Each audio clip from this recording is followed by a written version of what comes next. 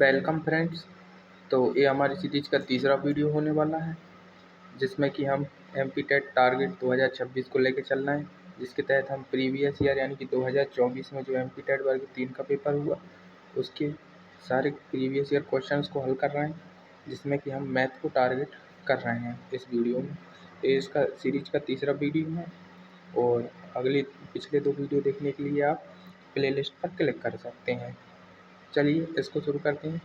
तो the unit digit in the product 81 × 82 × 83 से लेकर 89 तक, यानी कि हमसे इकाई अंक पूछ रहा है, इस गुणनफल का क्या होगा। दोस्तों ये बहुत सिंपल क्वेश्चन है और इसमें ज़्यादा मेहनत करने की आवश्यकता नहीं, आपको सारा गुणा करने की बिल्कुल आवश्यकता नहीं। यहाँ पर आप देख पा रहे होंगे कि पहली संख्या जो 81 है, इसमें जो इकाई का अंक है वह 1 है, इसके बाद दूसरी में 2 है, 83 का 3 है और इस प्रकार से 4, 5, 6, 7, 8 और 9 ये हैं जो हमारे इकाई अंक हैं।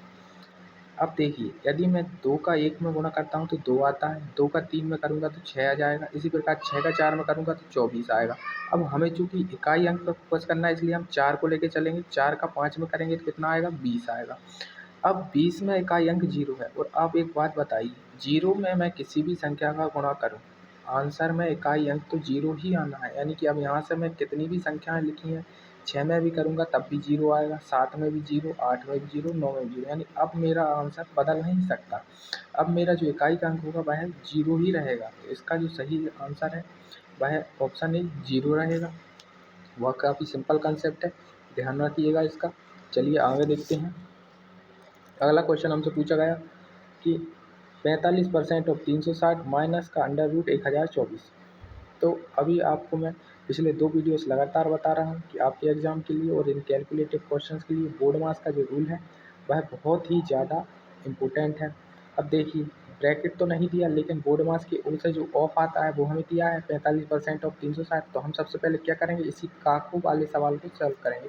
तो देखिए 360 और का मतलब आपको ना पता हो तो बता दूँ, सिर्फ गुणा लगाना होता है, यही का मतलब होता है। और 45, अब देखो परसेंट लगा है तो परसेंट को हटाएंगे तो क्या आ जाएगा, नीचे 100 आ जाता है। ये भी आपको याद रखना है कि जब प्रतिशत हो उसको हटाना हो तो बटे में 100 करना ही पड़ता है। अब इसको हमें पहले सॉल्व करना है, इसके बाद हम अगले पद पर जाएंगे।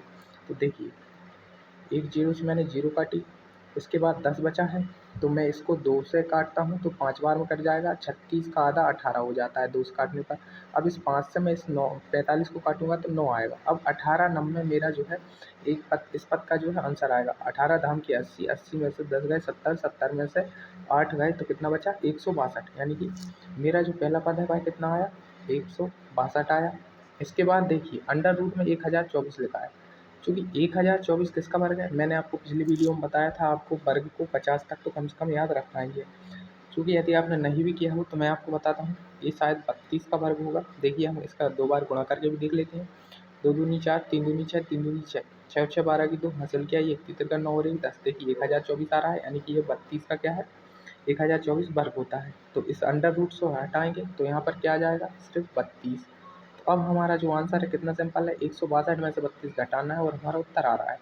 2 में से 2 गया 0, 6 में से 3 गया 3 और 1 का 1, यानी कि 130 जो है हमारा इस क्वेश्चन का आंसर रहने वाला है। चलिए देखते हैं ऑप्शन में 130 कहाँ पर है। ये देखिए लास्ट वाला ऑप्शन 130 का है, यही हमारा सही आंसर है। अब आगे का सवाल देख रही, इसमें कह रहा है निम्नलिखित में से कौन सी संख्या n सम संख्याओं के योग को प्रदर्शित करती है, योग को दर्शाती है। यदि आपको ये सूत्र याद है तो आप आसानी से लगा दोगे, लेकिन यदि आपको जैसे कि ये सूत्र याद नहीं है तब आप क्या करोगे। तो एग्जाम में अप्रोच अलग अलग होती है लोगों की सोचने की, लेकिन यदि आप मेरी अप्रोच से चलेंगे तो आपको यदि सूत्र भी याद नहीं तब भी आप इसको कर सकते हैं। देखिए इसने बोला पहली n सम संख्याओं के योग को कौन दर्शा रहा है, तो मैं क्या करूँगा, कुछ सम संख्याएं मैं ले लूँगा अपने मन से। जैसे मैंने लिया 2, 4, 6, यह पहली 3 सम संख्याएं हैं। अब मैं इनका योग निकालता हूँ कितना आ रहा है। तो पहली 3 सम संख्याओं का योग कितना आएगा, 12, 6 4 10 और 2 12। तो अब मुझे क्या करना है, इन सभी सूत्रों में जो है 3 लिख के और जमा के करना है, जिससे भी मेरा आंसर 12 आ रहा है वही इसका उत्तर है। यदि मुझे सूत्र याद भी नहीं है तो मैं इस प्रकार से निकालूँ। अब देखिए n और इंटू में n-1, तो कितनी संख्याएं ली मैंने, पहली 3 ली और उसी से क्या करना है, 3 में से ही 1 घटा के गुणा करना है। तो 3 गुणा और n-1 से 2 आया तो ये तो 6 ही आ रहा है, मतलब कि ये तो मेरा आंसर हो ही नहीं सकता। अब अगले क्वेश्चन पाता हूँ, n+1 करना है, यानी कि 3 और 3 में ही 1 जोड़ दो तो 3 और 1 कितना होता है 4। तो अब मैं 3 में जब 4 का गुणा करूँगा तो कितना आएगा, 12 आएगा। बिल्कुल यही तो मेरा आंसर है। यानी कि यदि मुझे सूत्र भी नहीं पता तब भी मैं इस क्वेश्चन को कर सकता हूँ। बस अप्रोच का यानी आपके दृष्टिकोण पर, नज़रिए पर निर्भर करता है आप उस सवाल को किस तरह से देख रहे हैं। तो किसी भी सवाल को इस तरह से ना देखें कि आप नहीं कर सकते क्योंकि इसमें सूत्र है या कुछ है। आप उसको थोड़ा अलग तरीके से देखने का प्रयास करें, आपसे सारे सवाल बनेंगे। देखिए, तो ये सूत्र वैसे इम्पोर्टेंट है और आपको इसको याद रखना है कि यदि आपसे पहली n सम संख्याओं का पूछता है योग, तो आपको n+1 करना है, सिंपल सा। जैसे यदि मैं कहूँ कि पहली 14 सम संख्याओं का योग क्या होगा, तो मुझे क्या करना है, यहाँ पर 14 रखना है और इधर गुणा करना है 14 में 1 जोड़ के 15 का। इसका जो गुणा निकलेगा वही मेरी पहली 14 सम संख्याओं का योग हुआ। तो ये सूत्र बहुत इंपॉर्टेंट है और आगे आपके काम में आएगा, इसलिए आप इसको देख लीजिए अच्छे से और रट लीजिए, क्योंकि सूत्र तो आपको रटने ही पड़ेंगे, इसमें तो कोई कंसेप्ट अलग से बताएगा नहीं आपको। चलिए आगे बढ़ते हैं, अगले क्वेश्चन पर देखते हैं। देखिए अगला क्वेश्चन कह रहा है कि एक व्यक्ति की आयु उसके 3 पुत्रों की कुल आयु की 4 गुना है। 8 वर्ष बाद उसकी आयु उसके 3 पुत्रों की कुल आयु की दुगनी है। यदि 3 पुत्रों की कुल आयु का योग x वर्ष है तो उस व्यक्ति की आयु हमें ज्ञात करनी है। तो काफ़ी ट्रिकी क्वेश्चन होगा, लेकिन यदि हम इसको ऑप्शन से करते हैं तो शायद जल्दी हो जाए। देखिए ऑप्शन से करने का प्रयास करते हैं। जैसे यदि मैं मानूँ कि उस व्यक्ति की आयु अभी कितनी है, 20 साल है, तो 20 साल है, तो उसने कहा उस व्यक्ति की आयु 20 साल है तो उसके पुत्रों की 3 पुत्रों की कुल आयु की 4 गुना है। तो इसका मतलब उसके पुत्रों की 3 पुत्रों की कुल आयु कितनी हुई, इसमें 4 का भाग देना पड़ेगा, यानी कि 5। अब 3 पुत्रों की आयु 5 हुई। अब देखिए इसने फिर दूसरा टर्म यूज़ किया कि 8 साल बाद। तो जो व्यक्ति अभी 20 साल का है, भाई 8 साल बाद कितने का हो जाएगा, 28 का हो जाएगा। जो 3 पुत्र अभी 5 साल के हैं, वह 8 साल बाद कितने के होंगे। तो यहाँ पर आपको एक कॉन्सेप्ट याद रखना होगा, आपको सिर्फ 8 नहीं जोड़ना है, क्योंकि 3 लोग हैं तो 3 लोग 8-8 साल, तीनों लोग बढ़ेंगे ना, तीनों की उम्र बढ़ेगी। तो 8 का तिया यानी कि 24 साल ज़्यादा उम्र बढ़ जाएगी उन तीनों की। तो 24 में 5 जोड़ा तो 29। क्या अब यह दूसरी शर्त को सेटिस्फाई कर रहा है कि उसकी आयु उसके 3 पुत्रों की कुल आयु की दुगनी है? तो नहीं, बिल्कुल नहीं है, क्योंकि यहाँ पर 29 उससे ज़्यादा ही होगा, यानी कि ये हमारे जो पहला ऑप्शन है यह गलत है। अब देखिए अगले ऑप्शन 80 की ओर देखते हैं। यदि मैं मान के चलूँ कि 80 उसके पिता की आयु 80 वर्ष है, तो पिता की आयु 80 वर्ष है, चूँकि पुत्रों की, तीनों पुत्रों की आयु के जो कि 4 गुना है, तो इसमें मैं जब 4 का भाग देता हूँ, तीनों पुत्रों की आयु कितनी निकल कर आएगी, 20 वर्ष। अब मैं 8 साल बाद चलता हूँ, तो पिताजी कितने के हो जाएंगे, 8 जोड़ दो 80 में 88, और 20 में अभी मुझे कितना जोड़ना है, क्योंकि 3 लोगों की एक साथ कंबाइंड है, तो 3 8 है, 24 इसमें जोड़ना पड़ेगा मुझे, सिंपल है। तो मैं जोड़ूंगा तो 4 और 2 2 4। अब देखो उसने कहा उसकी आयु उसके 3 पुत्रों की कुल आयु की दुगनी है। तो अब देखो ये 3 पुत्रों की कुल आयु हुई और इसकी दुगनी 40, 44 का दूना ही तो 88 होता है। हाँ, तो यहाँ पर हमारी दोनों शर्तें क्या है, फिट बैठ रही हैं, तो हमारा आंसर क्या होगा, बी ही होगा। तो ऑप्शन के जरिए करने पर आप इसको आसानी से बना सकते हैं। इसके अलावा आप चाहें तो समीकरण के जरिए भी इसको करने का प्रयास कर सकते हैं, लेकिन उसमें टाइम ज़्यादा लगेगा। तो मेरा सुझाव यही रहेगा, आप ऑप्शन से ऐसे सवालों को करो, जल्दी बनेंगे और टाइम भी आपका बचेगा और ज़्यादा कंसेप्ट भी आपको डीप में नहीं याद रखना पड़ेगा। चलिए आगे देखते हैं। अब जो अगला क्वेश्चन हमसे पूछा गया है वो ये है, यानी अनुपात वाले कंसेप्ट पर क्वेश्चन आया है। अब जिसको अनुपात वाला कंसेप्ट नहीं आता उसके लिए है प्रॉब्लम हो सकती है, लेकिन जिसको अनुपात वाला कंसेप्ट आता है उसे इससे कोई प्रॉब्लम नहीं होगी सवाल से। देखिए अब हमको क्या करना है, इसने ए अनुपात बी दिया है, बी अनुपात सी दिया है, सी अनुपात डी दिया और पूछा है ए अनुपात बी अनुपात सी अनुपात डी को ज्ञात करो। तो इसमें हमें क्या कुछ नहीं करना पड़ता, पहले आप लिखो ए अनुपात बी अनुपात सी अनुपात डी, जो कि हमें निकालना है। अब हम क्या करते हैं, हमें जो ए अनुपात बी दिया हुआ है कितना दिया है, 1:2, उसको इसके नीचे लिख लेते हैं, ए अनुपात बी के नीचे, ठीक है। अब जो हमें बी अनुपात सी दिया हुआ है 3:4, उसको अब एक लाइन नीचे, यानी कि एक लाइन में तो हमने ए अनुपात बी का लिखा, अब दूसरी लाइन से लिखेंगे हम 3:4, यानी कि बी अनुपात सी का अनुपात। अब तीसरी उसमें बोला सी अनुपात डी का अनुपात, इसके लिए अब तीसरी लाइन का इस्तेमाल करेंगे और कहाँ से लिखेंगे, सी डी ए यहाँ पर है, तो उसकी सीध मिलाते हुए यानी सीधा करते हुए उससे इसको लिख देंगे 5:6 इस प्रकार से। इतना ही हमें दिया है, हमें निकालना है ए बी सी डी तीनों का कंबाइंड अनुपात। तो अब यहाँ से कंसेप्ट शुरू होता है अनुपात वाला। जब हम इस तरह से इन्हें जमा लेते हैं तो अब हमें जो अगला पद उठाना है वह यह उठाना है कि पहली लाइन देखो, इसमें इस तरफ की जो सी और डी की जगह पर खाली है, यानी ये वाली और ये वाली जगह खाली है ना, ये आप देख पा रहे होंगे। तो इसके बी पर लिखा है 2, तो इस 2 को ही इसके आगे बढ़ाते चलना है, यानी यहाँ पर भी 2 और यहाँ पर भी 2। अब दूसरी लाइन पर आओ, दूसरी लाइन पर 3 के आगे एक जगह खाली है, यानी कि इस बी वाले की जो 3 लिखा है इसके आगे एक जगह खाली है, तो इस 3 को ही इसके आगे बढ़ाना है, यानी कि जो इस तरफ लिखा है ना इसी को बढ़ाना है। और इस तरफ देखो एक और जगह खाली है, तो यहाँ पर क्या लिखा है, लास्ट पद 4 लिखा है ना सी पर, तो डी पर भी यहाँ पर हमें 4 ही लिखना है। और इसी प्रकार से यहाँ देखो चौथे वाले में क्या है, इस तरफ की जगहें खाली हैं ए और बी की, और यहाँ पर लिखा है 5, तो अब हम इसको 5 के साथ ही आगे बढ़ाएंगे, यानी यहाँ पर भी 5 लिखेंगे और यहाँ पर भी 5 लिखेंगे। अब हम इनको क्या करेंगे, गुणा कर देंगे आपस में, इनका क्या करना है, यहाँ से गुणा करना है, यानी 5 का 3 में गुणा करना है और 1 में करना है, तो कितना आएगा 5 3 15। इसी प्रकार यहाँ 5 का 3 में करेंगे और 2 में करेंगे, तो 5 3 15 दूनी 30, और यहाँ से 5 का 4 में करेंगे तो 20, 20 का 2 में करेंगे तो 40, और इसके बाद 6 का 4 में करेंगे 24, 24 का दूना कितना होता है 48। क्या अब यहाँ पर हमारा ए अनुपात बी अनुपात सी अनुपात डी रेडी हो गया है। सिर्फ एक चीज़ की कमी रह रही है इसमें, हमें ये देखना होगा कि क्या इनमें से कुछ हम काट सकते हैं या अलग कर सकते हैं। तो क्या हम 3 से इसको काटें तो 5 15, 3 दाम के 30 और 40 नहीं कटेगा, यानी कि यहाँ पर क्या है, अब यही का यही हमारा आंसर होगा, क्योंकि अब हम इसमें से कुछ भी अलग या काट नहीं सकते, यानी 15 30 40 48 वाला आपको ऑप्शन देखना है और सीधा सीधा इसका लगा देना है, यही यहाँ पर कंसेप्ट है। तो 15 30 40 48 वाला जो है हमारा सी वाला ऑप्शन है, ये देखिए 15 30 40 48 सीधा हुआ लिखा हुआ है, या तो हमारा आंसर क्या होगा 15 30 40 48। अब देखिए अगला क्वेश्चन देखते हैं, यह भी अनुपात वाले कंसेप्ट से है, तो यहाँ से आपका अनुपात वाला कंसेप्ट अच्छे से रिवीजन हो जाएगा। अब देखिए A/B दिया है, B/C दिया है, और A अनुपात B अनुपात C हमसे पूछ रहा है, तो इसमें भी वही करना है। सबसे पहले आप लिख लीजिए हमसे जो पूछा है A अनुपात B अनुपात C। A अनुपात B अनुपात C को लिखने के बाद आपको दिया है A अनुपात B का क्या वैल्यू दी है 7:9, तो 7:9 को हम इस प्रकार से यहाँ पर लिख लेंगे। इसके बाद B अनुपात C की जो वैल्यू दी है उसको हम दूसरी लाइन से लिखेंगे, यानी कि 3:5 इस प्रकार से, बस हो गया। अब जो 9 है इस खाली जगह में यहाँ पर इस साइड 9 आ जाएगा, और इस साइड वाली जगह में यहाँ पर खाली जगह में 3 आ जाएगा, क्योंकि यहाँ पर जो लास्ट मिल रहा है हमें वो 3 मिल रहा है। तो अब हम इनका गुणा कर देंगे, 7 का 3 में करोगे तो कितना आता है 21, 9 का 3 में करोगे तो कितना आता है 27, और 5 का 9 में करोगे तो 45।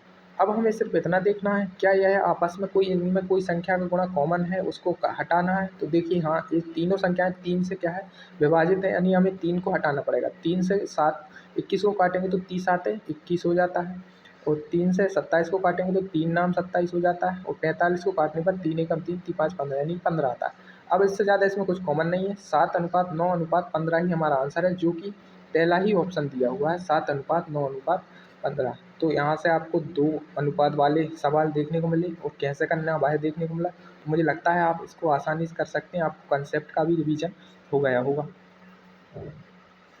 अगला क्वेश्चन देखते हैं।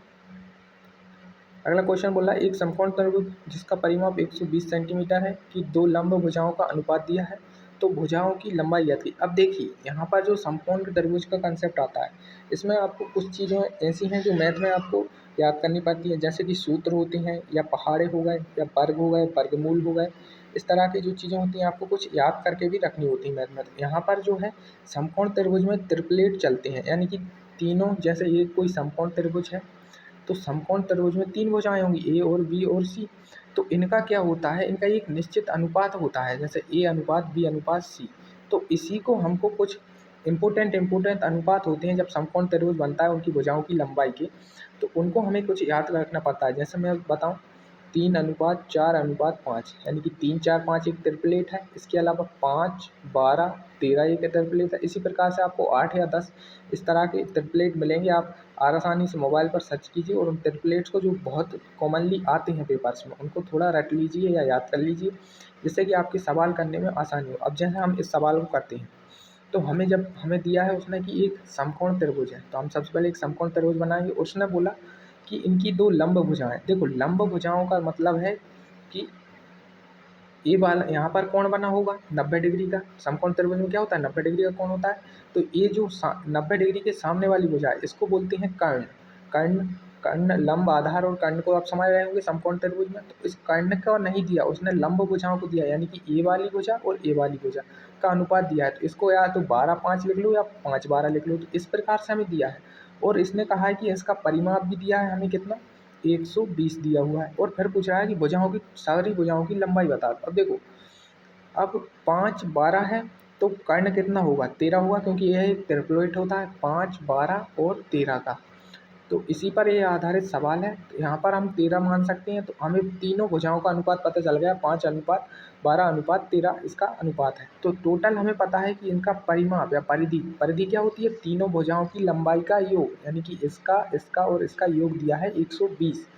तो यदि हम अनुपात को जोड़ते हैं तो कितना आता है, 5 में 12 जोड़ी 17, 17 में 13 जोड़ोगे तो कितना आ जाएगा 30।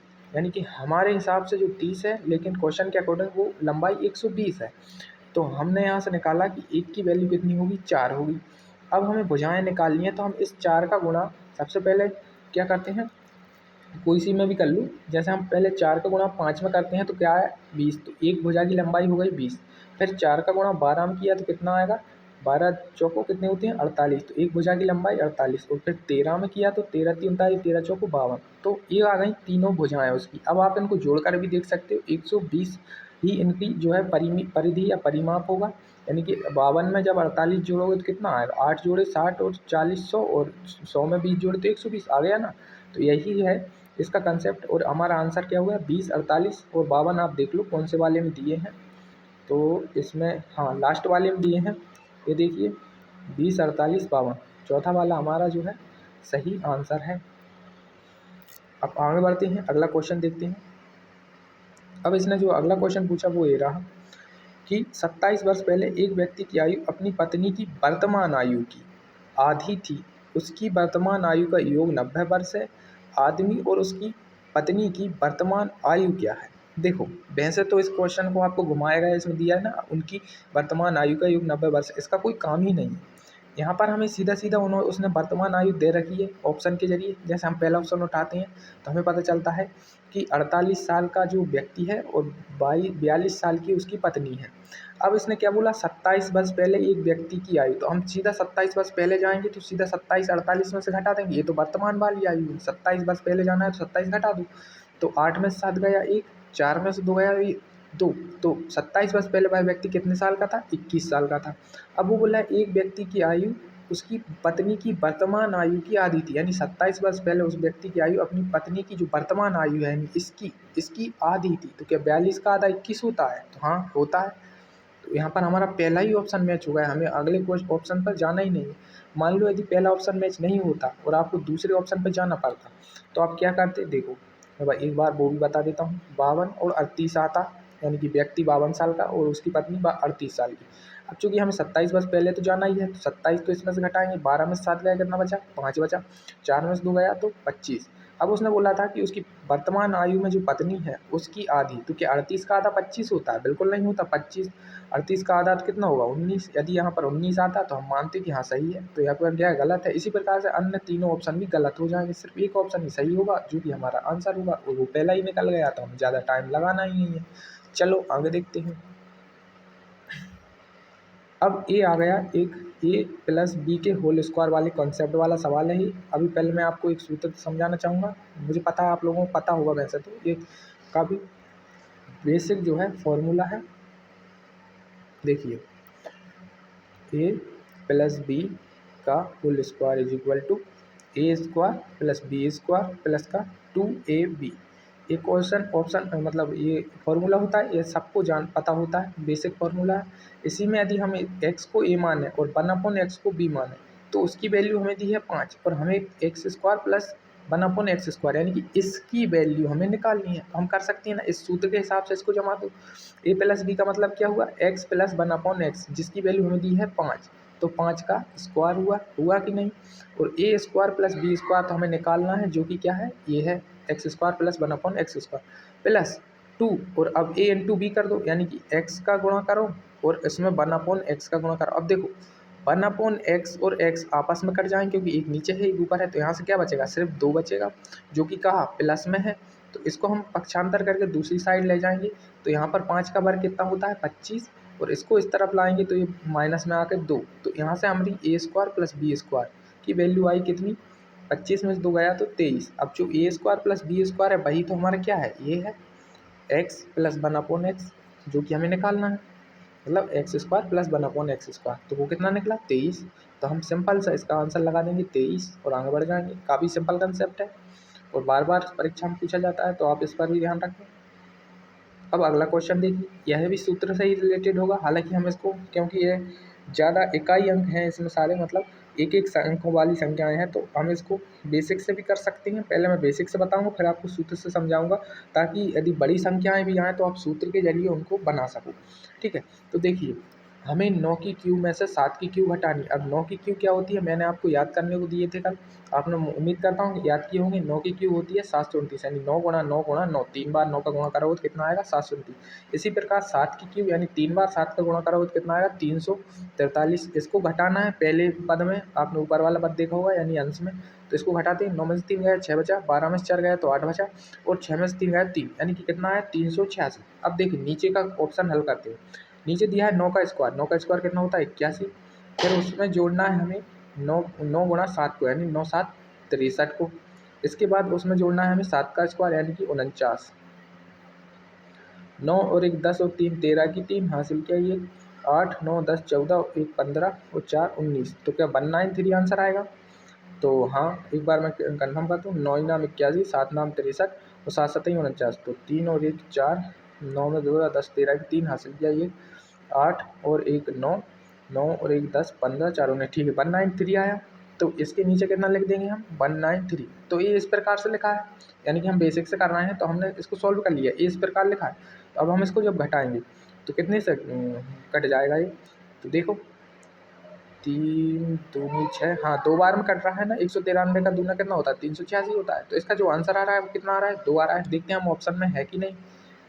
बिल्कुल ऑप्शन में है, मुझे तो लग रहा था ऑप्शन मिलेगा नहीं। ठीक है, लास्ट वाला ऑप्शन 2 ही है, तो उससे आएगा। लेकिन अगर जो है ये संख्याएं बड़ी आ गई, मान लो 3 अंक की संख्या आ गई, फिर क्या आप गुणा ही करोगे, इनका क्यूब निकालोगे, स्क्वायर निकालोगे, नहीं। इसको हम सूत्र से भी कर सकते हैं। यदि आप इसको ध्यान से देखो तो एक इस प्रकार से लिखा है, यानी कि ए की क्यू माइनस की बी की क्यू ऊपर लिखी है। ठीक है, ए और बी में मान लिया मैंने, 9 को माना ए, बी को माना 7 को माना बी।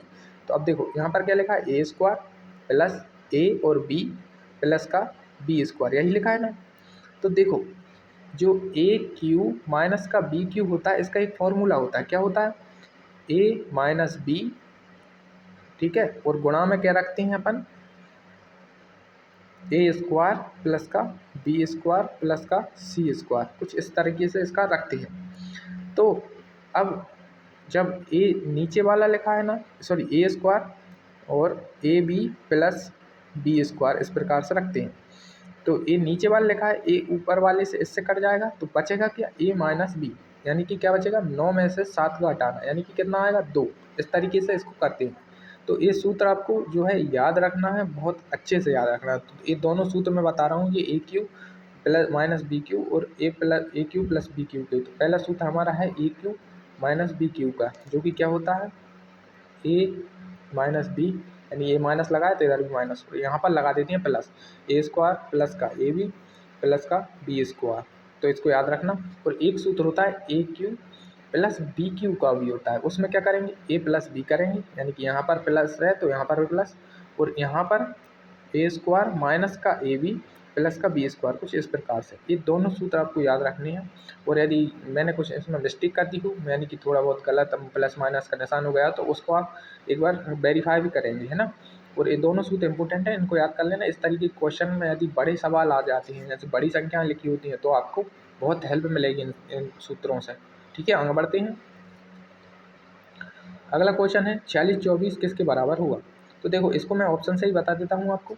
बाकी आप यदि 46 24 मैंने वर्ग याद करने का कहा था, यदि वर्ग याद किए होंगे तो आप देखते ही इसका आंसर लगा चुके होंगे अब तक। ठीक है, देखो 24 का 24 में गुणा करेंगे तो क्या होगा, इकाई के अंक से खेलते हैं हम। 4 का 4 में गुणा होगा तो कितना आएगा, 16, यानी कि लास्ट का अंक 6 आएगा, लेकिन इसमें तो 4 दिया है तो ये तो नहीं हो सकता। 23 का 23 में गुणा करेंगे, यानी 3 का 3 में गुणा करने पर कितना आता है, लास्ट का इकाई का अंक 9 आएगा, लेकिन इसमें 4 दिया, ये भी नहीं हो सकता। अब देखो 68 का, तो 68 में 8 का 8 में गुणा हो रहा है, यानी 64 आएगा, यानी इकाई का अंक 4 आएगा, तो बिल्कुल इसमें इकाई का अंक 4 ही है। और 75 में 5 है, तो 5 का 5 में करेंगे तो 25, तो ये भी नहीं होगा, 23 भी नहीं होगा, 24 भी नहीं होगा, और 68 इसका आंसर है। यदि आपको वेरीफाई करना है तो आप देख सकते हो 68 का 68 में गुणा करके, 8 8 या 64 की 4 हासिल किया 6, 8 6 48 और 8 6 48, तो 48 और 48 कितने हुए, तो 48 और 48, 8 और 8 16 की 6 हासिल किया, 4 4 8 और 1 9, 96 हुए। 96 में 6 जोड़ना है, तो जब 96 में 6 जोड़े जाएंगे तो 102 आएगा, 102 का 2 आएगा, और हासिल का कितना आएगा 10, 6 छीन 36 और 10 कितना 76, और सॉरी 6 छीन 36 और 10 कितना 46, तो आ गया ना 46 24, 46 24 लिखा था ना अंडर रूट में, अंडर रूट में 46 24 लिखा था ना, हमारा आ गया। तो इस प्रकार से होता है, तो ऑप्शन के जरिए भी आप कर सकते हो। यदि इकाई के अंक सिर्फ एक ही ऑप्शन में फिट बैठ रहे होंगे तो बहुत आसानी से निकालो। यदि 2 में बैठ रहे हैं तो फिर उन दोनों में से किसी एक का गुणा करके देख लो, यदि हाँ आपकी संख्या आ गई तो वही है, और नहीं आई तो अगला वाला है जो जिसको आपने किया नहीं अभी तक। इस तरीके से आप आसानी से इनको कर सकते हो। चलो अगला क्वेश्चन देखते हैं। 91 डिग्री मापने वाला कोण कौन सा हो सकता है। देखो अब यहाँ पर कंसेप्ट आता है न्यून कोण, अधिक कोण और समकोण का। तो ये सब खेला होता है 90 डिग्री से। तो भाई साहब देखो, अगर 90 डिग्री से छोटा हुआ, यानी 90 डिग्री से छोटा हुआ तो उसको बोलेंगे न्यून, यानी कि कम, न्यून कोण, ठीक है। यदि 90 डिग्री से बड़ा हुआ, यानी कि जैसे ये दिया है 91, तो उसको बोलेंगे अधिक कोण, यानी कि वो क्या हो जाएगा, अधिक हो जाएगा। और यदि 90 डिग्री के बराबर ही हुआ तो उसको बोलते हैं समकोण। जो हमने समकोण त्रिभुज में आपने देखा होगा, जिसमें हम समकोण त्रिभुज का कंसेप्ट लगाते हैं, उसमें एक कोण 90 डिग्री का होता है त्रिभुज में, उसी को बोलते हैं समकोण। तो यहाँ पर 91 डिग्री पूछा है तो 9 से तो बड़ा, 90 से तो बड़ा है, तो क्या होगा, अधिक कोण होगा, सिंपल कंसेप्ट है। न्यून कोण क्या होगा, यदि अगले क्वेश्चन में आपसे पूछे कि 45 डिग्री को मापने वाला क्या होगा, तो क्या होगा, न्यून कोण होगा। वो पूछे समकोण को मापने वाला क्या होगा, तो 90 का 90 स्वयं खुद होगा। तो इस तरीके से आपको उनको याद रखना है। अब पूछा प्रत्येक संख्या में कौन सी संख्या जोड़ी जाए ताकि यह एक समानुपात में जाए। अब समानुपात का मतलब समझो पहले तो, यानी कि मान लो दो संख्याएं a अनुपात b है, और यहाँ पर मैं लिख दूँ a b और c, तो यह एक समानुपात है। क्यों समानुपात है, क्योंकि इसमें से जब मैं c हटा दूंगा तो क्या बचेगा, a और b बचेगा, यानी कि ये दोनों के आपस में बराबर हैं। तो बराबर का मतलब ही होना है कि समानुपात में है। तो यहाँ पर ये बोल रहा है कि जब मैं 2 प्लस कुछ संख्या मान लो x जोड़ता हूँ और 7 प्लस x जोड़ता हूँ, यानी कि ये दोनों को हमें एक तरफ लेना है और उसके बराबर में रखना है। अब ये 10 प्लस x जोड़ता हूँ और 25 प्लस x जोड़ता हूँ, तो ये समानुपात में आ जाती है, यानी बराबर हो जाती है। तो अब हम x ऐसे करेंगे तो इसमें टाइम लगेगा, हम ऑप्शन से करते हैं सीधा। तो देखो ऑप्शन में पहला दिया है 2 जोड़कर, तो अब मैं 2 में 2 जोड़ूंगा तो कितना हो जाएगा, 4 हो जाएगा, और 7 में 2 जोड़ूंगा तो कितना हो जाएगा, 9 हो जाएगा। अब इस तरफ आते हैं, 10 में 2 जोड़ने पर कितना होगा, 12 होगा, 25 में 2 जोड़ने पर कितना होगा, 27 होगा। तो क्या है, समानुपात है। अब इसको देखने के हम देखना होगा इसमें से कुछ कटपेट तो नहीं रहा। तो देखो 12 और 27 में 3 का भाग जा रहा है, यानी इसमें 3 कॉमन है, उसको हम हटा देते हैं। 3 चौको 12 होती है, तो 3 नाम 27। अब देखो जब बन गया ना 4/9, 4/9 ही तो चाहिए था, तो हमारा जो पहला ऑप्शन है वही सही हो गया। यदि ऐसा नहीं होता, जैसे पहला ऑप्शन 3 होता तो हमारा ये फिट नहीं बैठता, फिर हम दूसरे पे आते, तीसरे पे, इस प्रकार चारों को आजमा लेते, और जिसमें हमारा फिट बैठ जाता उसको सही लगा देते। या फिर इसके इस तरीके से भी कर सकते हो। इस तरीके में क्या होगा, आपको फिर तिर्यक गुणा करना पड़ेगा। 2x का 25x में गुणा करो, 7x का 10x में, और इस तरफ और उस तरफ बराबर में लिख दो। इस प्रकार से आगे पीछे करके x की वैल्यू निकल आएगी कितनी, 2। तो हम ऑप्शन से करिए, ऑप्शन से ज़्यादा आसान रहेगा, क्योंकि सिंपल सी वैल्यू रही है, कुछ कठिन वैल्यू दी नहीं है। चलिए आगे देखते हैं। अब इसमें आ गया पेडागोजी का सवाल है, शब्द पाठ्यक्रम किस भाषा से, यानी जो करिकुलम है। देखो यहाँ पर पाठ्यक्रम नहीं पूछा है उसने आपसे जी लिख दिया ना करिकुलम, यह किस भाषा से लिया गया है करिकुलम। तो ये भाषा है लैटिन। अंग्रेजी के अधिकतर शब्द लैटिन भाषा से आए हैं, इसलिए ये यहाँ पर ऑप्शन इसका लैटिन भाषा सही होगा। करिकुलम शब्द को हमने लैटिन भाषा से लिया है, ऑप्शन ये सही है। हाँ। अब अगला क्वेश्चन पूछा है, कक्षा 3 के एक शिक्षक लर्निंग बाय डूइंग मेथड यानी करके सीखने की पद्धति का अनुसरण करके दशमलव का योग सिखा रहे हैं, तो उनके लिए सबसे अच्छी गतिविधि इनमें से कौन सी होगी? देखो, अब इन चारों में से उस ऑप्शन को सिलेक्ट करना है जो कि यह समझा रहा हो हमें कि करके सीखा जाए, यानी करके सिखा रहा हो। तो देखो, एबेकस यानी कि गिनतारा, आपने देखा होगा गिनतारे को, इस तरह का एक बोर्ड होता है जिसमें ऐसी लाइनें बनी होती हैं, उनमें मोतियों जैसे या गोरियों जैसे ऐसे भरे होते हैं, उससे हम बच्चों को सिखाते हैं। तो उससे बच्चे खुद से गिनकर सीखते हैं, यानी कि ये लर्निंग बाय डूइंग का एक अच्छा ऑप्शन है, लर्निंग बाय डूइंग मेथड का अच्छा ऑप्शन है। इसके अलावा नेपियर विधि, यह एक प्रकार की विधि होगी, तो इसको हमको समझानी पड़ेगी और चार्ट के जरिए भी आप दिखा सकते हो, बच्चे इससे खुद से नहीं करेंगे। तो इसमें दिए गए सभी विकल्प नहीं आने चाहिए, मेरे हिसाब से इसमें आना चाहिए अवेकस। अवेकस में क्या होता है, बच्चे खुद से गिनते हैं, चीज़ों को खुद से गणना करते हैं, तो उस हिसाब से लर्निंग बाय डूइंग के लिए सबसे अच्छा ऑप्शन बनता है। बिल्कुल ए ऑप्शन है इसका, अवेकस ही इसका आंसर आएगा। अब अगला क्वेश्चन है the importance of diagnostic test. अब डायग्नोस्टिक टेस्ट क्या होता है? नैदानिक परीक्षण, यानी कि इसमें पहले हम किसी चीज़ को किसी का जांच करते हैं, उसमें क्या गलती है या क्या सही है, क्या कमियां या खामियां, और जब कमियां हम उसकी तलाश लेते हैं तो फिर उस कमियों के हिसाब से उसका उपचार करते हैं, यानी रिमीडियल करते हैं, उसको बोलते हैं डायग्नोस्टिक टेस्ट। तो ये पूछ रहा है इसके परीक्षण का महत्व क्या है?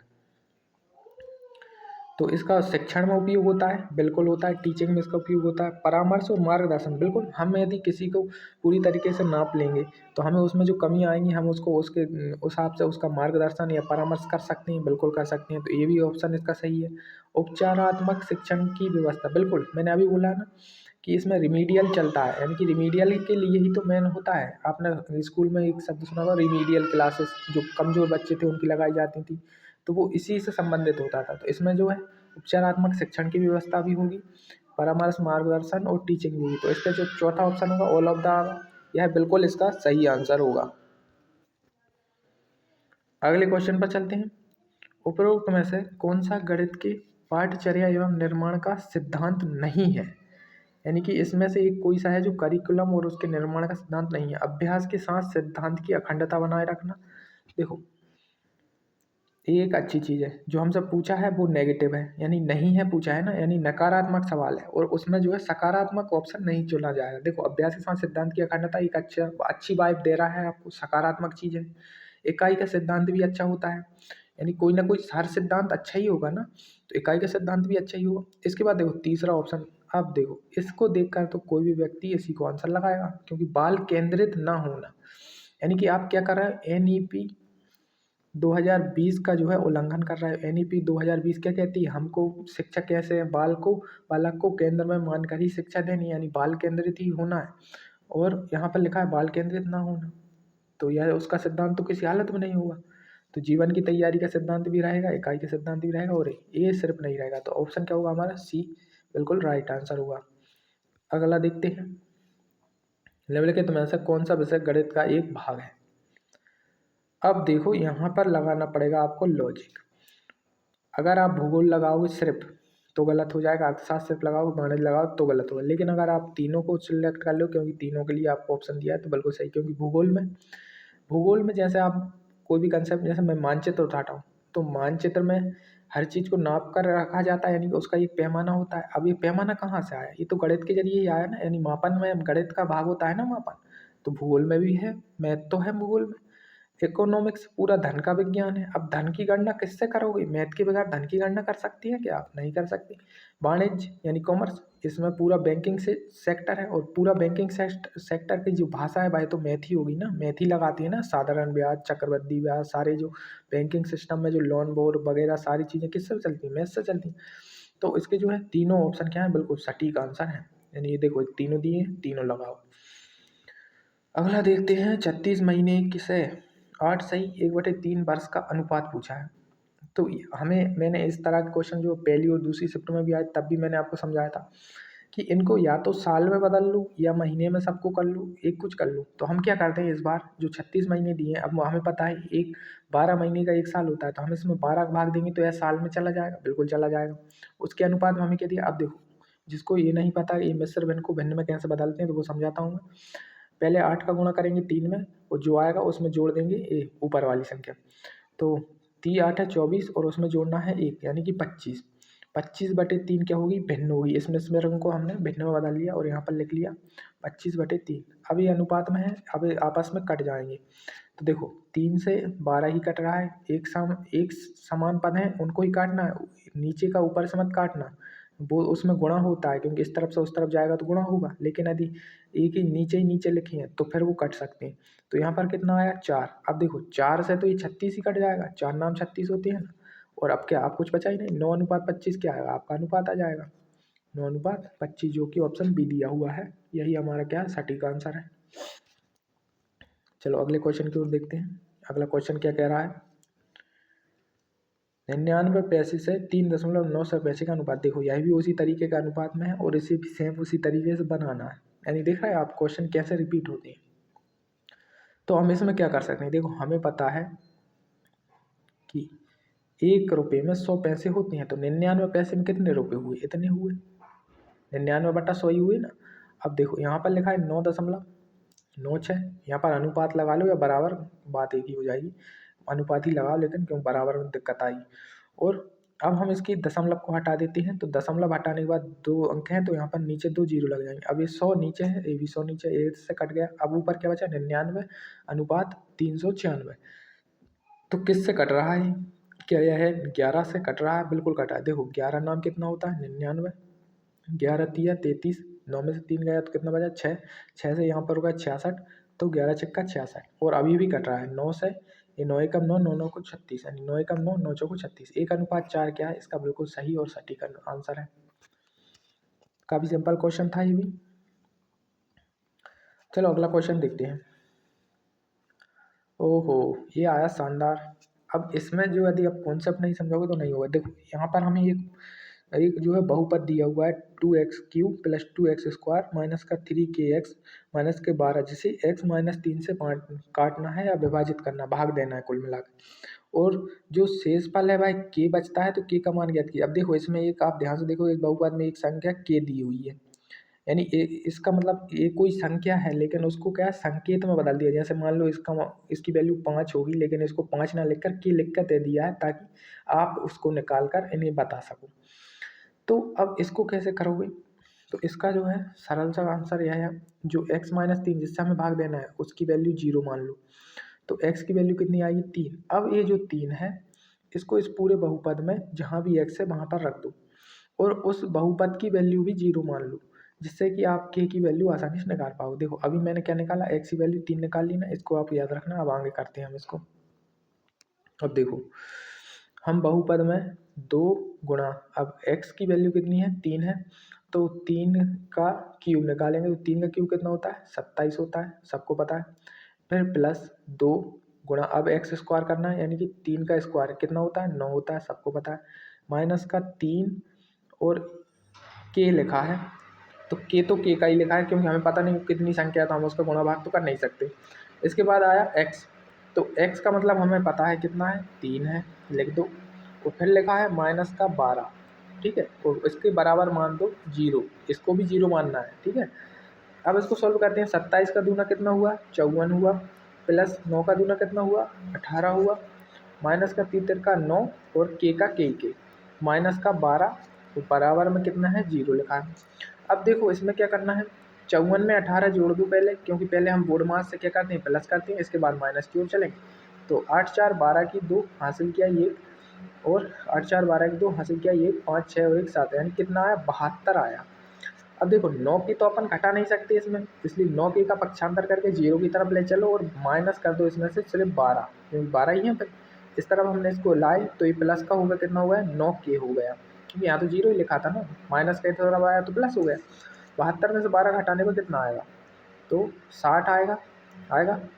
अब जो इस तरफ 9k लिखा है, ये 9 इसके k के साथ गुणा में है, तो हम इसको 9 को इस तरफ लाएंगे तो ये किस में चला जाएगा, भाग में। तो जो k की वैल्यू आएगी वो कितनी आएगी 60/9। इसमें दिए है क्या, ये 9/60 है, इसको मत लगाना, ये उल्टा है, सीधा नहीं है, नहीं जल्दी जल्दी में लगा के आ जाओ। तो 9/60 देखो, 60/9 देखो, इसमें ये है चौथा आंसर। यही हमारा सही आंसर है, सटीक आंसर और सही आंसर दोनों ही यही है। चलिए अगला क्वेश्चन देखते हैं। अब पूछ रहा है गणित शिक्षक का कार्य पूछ रहा है। तो गणित शिक्षक क्या करता है? टीचिंग करता है? हाँ करता है। बजट बनाना, बजट बनाने के से संबंध नहीं, डिपार्टमेंट काम, वैसे डिपार्टमेंट काम कर तो सकता है लेकिन मेन काम उसका ये नहीं। चौथा ऑप्शन अच्छा है, सीखना भी लिखा है यानी टीचिंग भी लिखा है और लर्निंग भी लिखा है, यानी इससे भी बेस्ट ऑप्शन चौथा वाला है क्योंकि इसमें दो दो चीज़ें लिखी हैं। तो यही हमारा जो है सही आंसर होगा। तो हमें जो है सबसे अच्छा ऑप्शन सेलेक्ट करना है, ना सिर्फ ऑप्शन सेलेक्ट करना है बल्कि सबसे अच्छा ऑप्शन सेलेक्ट करना है, क्योंकि पेडागोजी में एक से कई आंसर हो सकते हैं लेकिन हमें बेस्ट आंसर पर जाना है। चलो आगे देखते हैं। कौन सा गणित का एक प्रमुख शैक्षिक मूल्य नहीं है? उपयोगिता मूल्य। देखो, अब नहीं है यानी नकारात्मक पूछा है तो ऑप्शन में भी नकारात्मक चीज देखना। जैसे उपयोगितावादी मूल्य, तो ये तो अच्छा लग रहा है तो ये तो नकारात्मक नहीं है, तो ये आंसर नहीं होगा। अनुशासनात्मक मूल्य, ये भी अच्छा लग रहा है तो ये भी नहीं होगा। सांस्कृतिक मूल्य, ये भी अच्छा लग रहा है तो ये भी नहीं होगा। अतार्किकता यानी तार्किक, जो तार्किक होते हैं वो अच्छी चीज होती है, अतार्किक होना अच्छी चीज होती है। अतार्किक होना तो गलत चीज है भाई, तार्किक होना चाहिए चीजों को। तो ऑप्शन क्या होगा इसका? डी हो जाएगा। अब देखिए अगला क्वेश्चन जो पूछा गया है वो कुछ इस तरह से है, मैं एक बार लगा देता हूँ, ठीक है, स्क्रीन पर पूरा देखने लगा। तो कक्षा 3 का एक बच्चा है, 482 को 482 के रूप में पढ़ता है, ठीक है, वो हिंदी में पढ़ता है 482, लेकिन उसे लिखता कैसे है? 40,082 लिखता है। तो यह एक शिक्षक के लिए क्या दर्शा रहा है? देखो, 482 की चीज़ को अगर वो 40,000 तक ले जा रहा है यानी कि उसको स्थानीय मान का कंसेप्ट नहीं है पता, तो इसमें ऑप्शन में हमें स्थानीय मान जैसी कोई चीज़ को देखना पड़ेगा, वही हमारा सटीक सही आंसर। अब पहला ऑप्शन देखो, बच्चा कक्षा में चौकस नहीं और लापरवाह है। देखो ये तो पूरा ही नेगेटिव है। याद रखना, बच्चे के संबंध में यदि पूछा जाएगा तो आपको बच्चे पर जिम्मेदारी नहीं डालनी है, उसको पढ़ाने की जिम्मेदारी शिक्षक की है, ना कि बच्चे की खुद की जिम्मेदारी है। तो यदि ये ऑप्शन क्या हो जाएगा? नेगेटिव हो जाएगा। बच्चे पर जिम्मेदारी मत डालो कि भाई लापरवाह है या चौकस नहीं है, ये आपकी जिम्मेदारी है उसको कैसे पढ़ाना है, वो कैसा भी हो इससे कोई फर्क नहीं पड़ता। तो ये तो नहीं होगा आंसर। दूसरा आंसर देखो, बच्चा एक सावधान श्रोता है यानी ध्यान से तो चीज़ें सुनता है लेकिन स्थानीय मूल्य की भावना विकसित नहीं कर पाता। देखो आ गया स्थानीय मूल्य, तो बिल्कुल बी ऑप्शन इसका सही होगा ज़्यादातर। अभी और दो और देखते हैं हम। बच्चा संख्या के व्यंजक को विस्तारित रूप से और संक्षिप्त रूप से वर्णित होता है, इसमें व्यंजक का काम है नहीं, तो ये नहीं होगा। शिक्षक को स्थानीय मान की अवधारणा को तब पढ़ाना चाहिए जब बच्चे संख्याएं सही ढंग से लिखने में सक्षम। ये गलत बात है। ये मतलब क्या बात हो गई? मतलब हमें स्थानीय मान तब सिखाना है जब सब बच्चे सही ढंग से चीज़ें लिखने में सक्षम हो जाए। ये कोई बात होती है? कुछ बच्चे जल्दी सीखते हैं लिखना, कुछ बच्चे को ठीक से लिखना मतलब बड़ी बड़ी कक्षाओं में तक जाके ठीक से नहीं लिखना लिखना आता, उन्हें राइटिंग ठीक नहीं आती, तो ये तो कोई बात ही नहीं हो रही। तो हमारा जो ऑप्शन है वो बी ही सटीक है। यानी उसको क्या है, सुनने में तो अच्छा है लेकिन क्या है, स्थानीय मूल की जो है उसमें भावना विकसित नहीं है। देखो सावधान श्रोता नहीं होता तो भाई उसको हिंदी में 482 नहीं बोलता, फिर हो सकता है 400 कुछ और बोलता, 482 लीस ऐसा कुछ बोलता है यदि उसको सुनने में दिक्कत होती तो उसने सुना तो सही है 482 सुना है, तभी तो उसने 482 बोला 482 को, लेकिन स्थानीय मान का सिस्टम उसे समझ में नहीं आ रहा है तो वो क्या कर रहा है, 4 में 2 जीरो और एक्स्ट्रा लगा के 8 2 लिख दे रहा है। तो स्थानीय मान का कॉन्सेप्ट उसे समझाना अभी बाकी है। अब देखिए, दिए गए समीकरण में गणितीय प्रतीक का कौन सा क्रम स्टार को प्रतिस्थापित कर सकता है? ये थोड़ा टफ पड़ जाएगा आपके लिए, क्योंकि यदि इसमें भाग दिया होता तो हम पहले सबसे पहले भाग करके देख लेते और कटता तो आगे करते, नहीं कटता तो नहीं, लेकिन इसमें भाग नहीं दिया, हमें हर ऑप्शन को उठा करना पड़ा। देखो पहले ऑप्शन के हिसाब से 8 माइनस का 5 गुणा का 9 बराबर का 31 हो रहा है।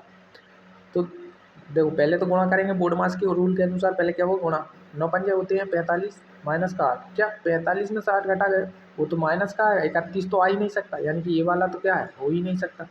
दूसरे में क्या करा है, माइनस गुणा और भाग करना है, यानी कि 8 माइनस 5 फिर गुणा करना है 9 में और फिर क्या करना है, बराबर, सॉरी बराबर रखा, नहीं नहीं ये तो वही हो गए, माइनस बराबर और गुणा करना है, यानी 8 माइनस 5 और यहाँ पर लिखना है बराबर और 9 में गुणा करना है कितने का, 31 का। तो ये भी बहुत ज़्यादा हो जाएगा, 9 का गुणा 31 में कितना ज़्यादा चला जाएगा, तो 8 में से 5 घटा के 3 ही बच रहा है, तो ये भी नहीं होगा, यानी ये दोनों ही ऑप्शन क्या है, गलत है।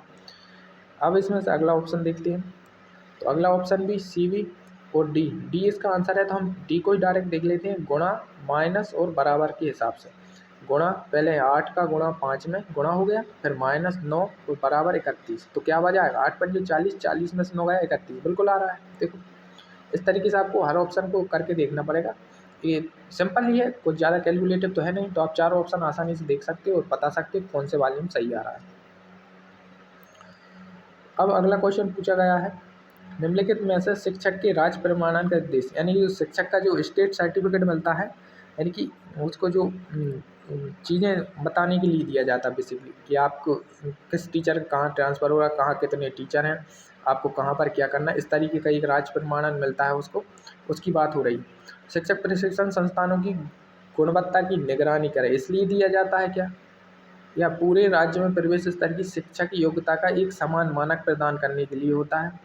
उन लोगों को पेशे से बाहर करना जो शिक्षा साधन में प्रशिक्षित नहीं है, जो मानसिक रूप से अस्वस्थ है, उन्हें पैसे से बाहर। इसका जो सही आंसर है वह है पूरे राज्य में प्रवेश स्तर की शिक्षा की योग्यता का एक समान मानक प्रदान करने के लिए शिक्षक का जो है राज्य प्रमाणन, राजपत्र, मैं राजपत्र में कंफ्यूज हो गया था, प्रमाणन लिखा है, यानी कि ये टेट की परीक्षा की ही बात कर रहा है शायद। निम्नलिखित में से शिक्षकों के राज्य प्रमाणन का मुख्य उद्देश्य क्या है, पूरे राज्य में प्रवेश स्तर की शिक्षा की योग्यता का एक समान मानक प्रदान करना ही क्या होता है, राज्य प्रमाणन का उद्देश्य होता है। किलपैट्रिक के अनुसार प्रोजेक्ट कितने प्रकार का, देखो इसमें जो आंसर है वो 5 है।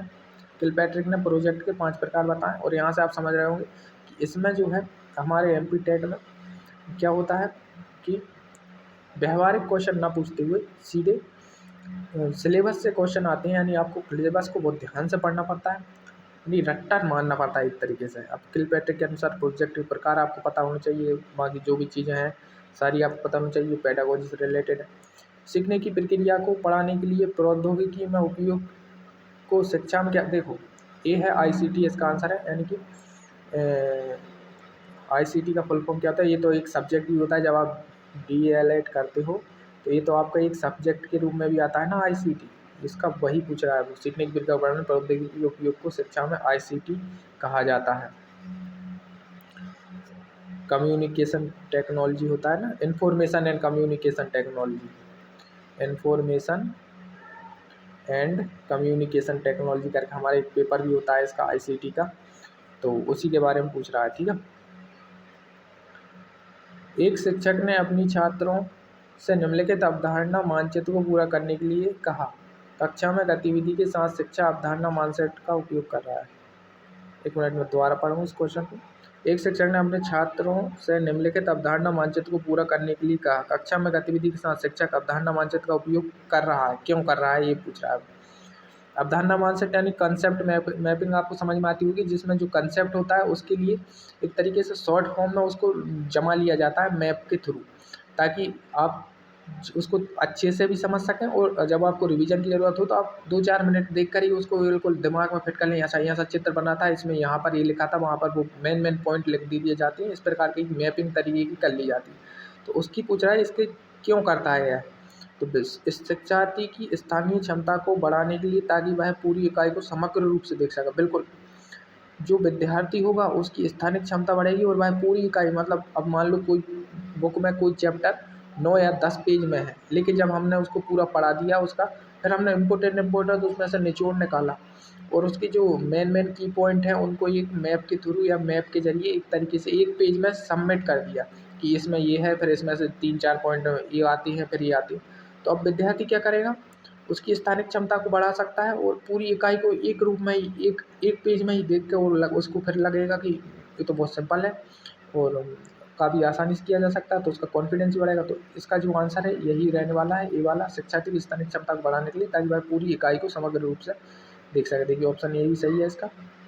इसके अलावा जो ऑप्शन है क्या दिए हैं, क्या दिए हैं, रचनात्मक मूल्यांकन करने के लिए और छात्रों ने कितना सीखा इस पर अंतर्दृष्टि पर। देखो कितना सीखा इससे मतलब नहीं है, अब वो तो कोई हर विद्यार्थी की अलग अलग तरीके की वो होती है क्षमता, किसी ने ज़्यादा सीखा कम सीखा इसका मतलब नहीं है। इसमें तो ये है कि पूरी पार्ट को एक पेज में संजो दिया है मैपिंग के थ्रू, बस ये होता है उसमें।